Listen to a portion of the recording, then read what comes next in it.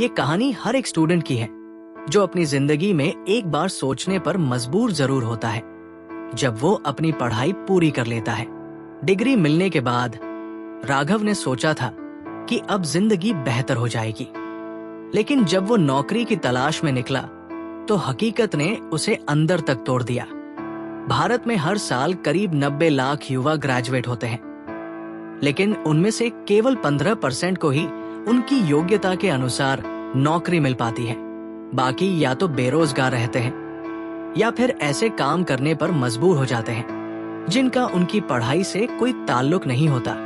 राघव भी इसी भीड़ का हिस्सा बन गया। उसने 50 से ज्यादा कंपनियों में आवेदन किया, लेकिन हर जगह से उसे एक ही जवाब मिला, अनुभव नहीं है। अनुभव कैसे होगा? एक लड़का जिसने अभी कुछ दिन पहले ही ग्रेजुएशन पूरा किया है, वो इतनी जल्दी अनुभव कहां से लाएगा? अनुभव तो तब होगा जब आप उसे मौका देंगे, और मौका तो कोई देना ही नहीं चाहता। उसने कई प्रतियोगी परीक्षाएं दी, लेकिन बढ़ती प्रतिस्पर्धा और सीमित सीटों के कारण वो कहीं सफल नहीं हो सका। मानसिक स्वास्थ्य पर प्रभाव। राघव की असफलताएं उसकी मानसिक स्थिति पर भारी पड़ने लगी। राघव को लगातार फेलियर का सामना करना उसकी मानसिक स्थिति पर भारी पड़ने लगा। रात रात जागना, नींद न आना, उसके घर की आर्थिक स्थिति का दिन प्रतिदिन खराब होते जाना, उसके माँ बाप की तबीयत खराब होना, इन सभी चीजों को देखकर वो मन ही मन रोता रहता। National crime records bureau (NCRB) की 2022 की रिपोर्ट के अनुसार भारत में हर दिन 35 युवा बेरोजगारी के कारण गलत कदम उठाते हैं। राघव के लिए ये आंकड़े अब सिर्फ संख्या नहीं रह गए थे, ये उसकी अपनी जिंदगी का सच बनते जा रहे थे। उसके दोस्त जो कभी साथ पढ़ते थे अब अच्छी नौकरियों में थे, लेकिन राघव का फोन दिन ब दिन खामोश होता जा रहा था। अब वे दोस्त राघव से बात करना पसंद नहीं करते। बेरोजगारी केवल राघव तक सीमित नहीं थी, ये एक ऐसा वायरस बन चुका था जो हर युवा को धीरे धीरे अपनी चपेट में ले रहा था।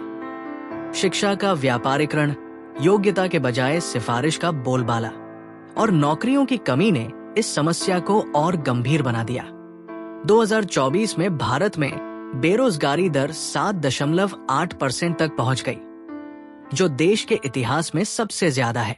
ये वायरस न केवल युवाओं के सपनों को खत्म कर रहा है, बल्कि उनके परिवारों को भी आर्थिक और मानसिक रूप से तोड़ रहा है।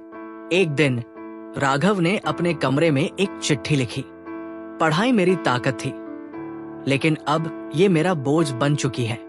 हर असफलता मुझे अंदर तक तोड़ देती है। मैंने कोशिश की, लेकिन शायद अब और नहीं। क्या बेरोजगारी का कोई अंत है?